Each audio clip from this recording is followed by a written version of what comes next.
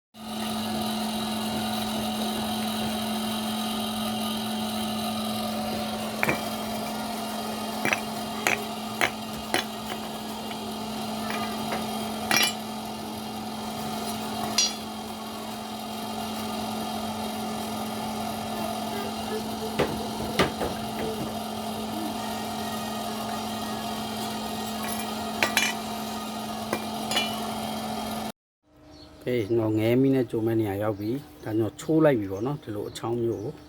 တစ်ပိုင်းစီချိုးလိုက်ပြီ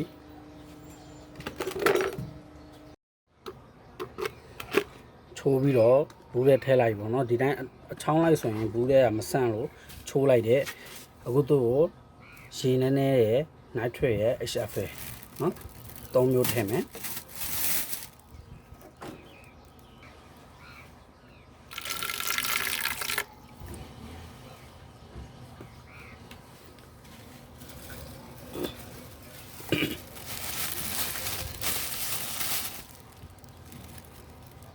HF မှာ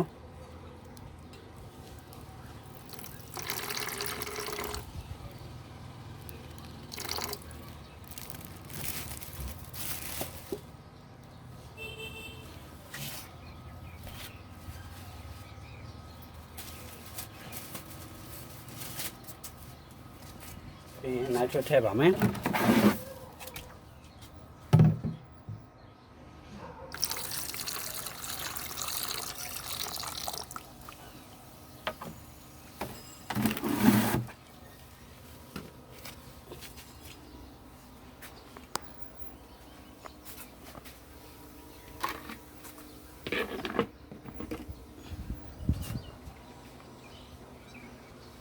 ဖုံးလေးခဏနည်းနည်းလေးဟထားပြီးတော့အဖုံးကိုပိတ်ပြီးနည်းနည်းလေးဟပြီးတော့သူခဏထားလိုက်မယ်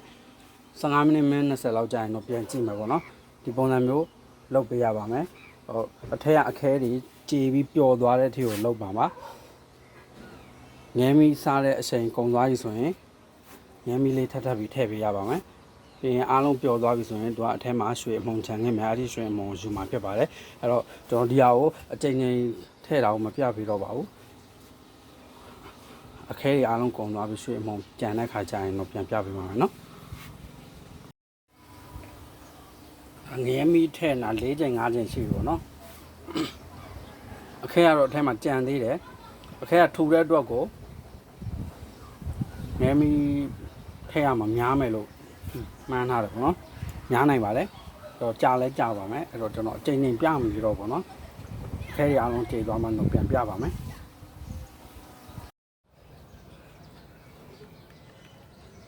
ပြီးသွားပါပြီအောက်မှာအနေထိုင်တယ်နော်မအနေလေးကြောက်တော့အိမ်ဝါလိုက်မယ်အိမ်ဝါပြီးတော့ပြန်ပြပေးမှာပဲဒီမှာလည်းတော့မိုးထုံနေပြီဆိုတော့ တော့ပြန်လိုက်မယ်ပြန်ပြီးတော့ဒီရကိုယူသွားပြီးအိမ်ရောက်ရင်အမှုန်တွေကိုတော့ထုတ်မယ်ထုတ်ပြီးရင်သွေးဆေးပြီးတော့မီးနဲ့ကြုံမယ်ပေါ့နော်โอเคတော့အိမ်ရောက်ပြန်ပြပေးပါမယ်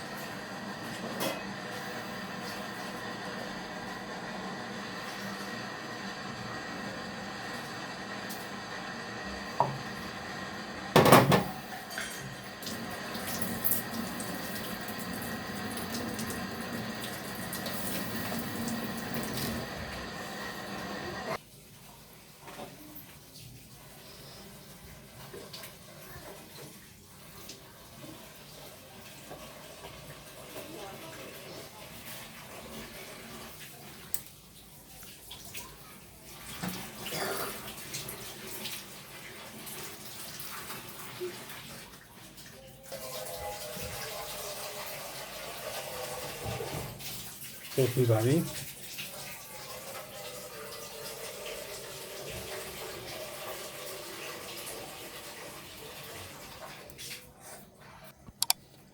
ကျွန်တော် channel လေးကို subscribe လုပ်ထားပေးပါဗီဒီယိုလေးအကျိုးရှိတယ်ဆိုရင်လည်း like လုပ်သွားပေးပါဗီဒီယိုလေးကို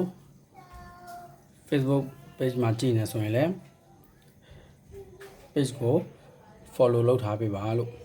ဗီဒီယိုလေးကိုအဆုံးထိကြည့်ပေးတဲ့အတွက်အားလုံးကိုကျေးဇူးတင်ပါတယ်နောက်ဗီဒီယိုမှာကျွန်တော်တို့နောက်ထပ်ပစ္စည်းအသစ်တွေနဲ့ပြန်ဆောင်ကြပါမယ်အားလုံးပဲကျေးဇူးပါနော်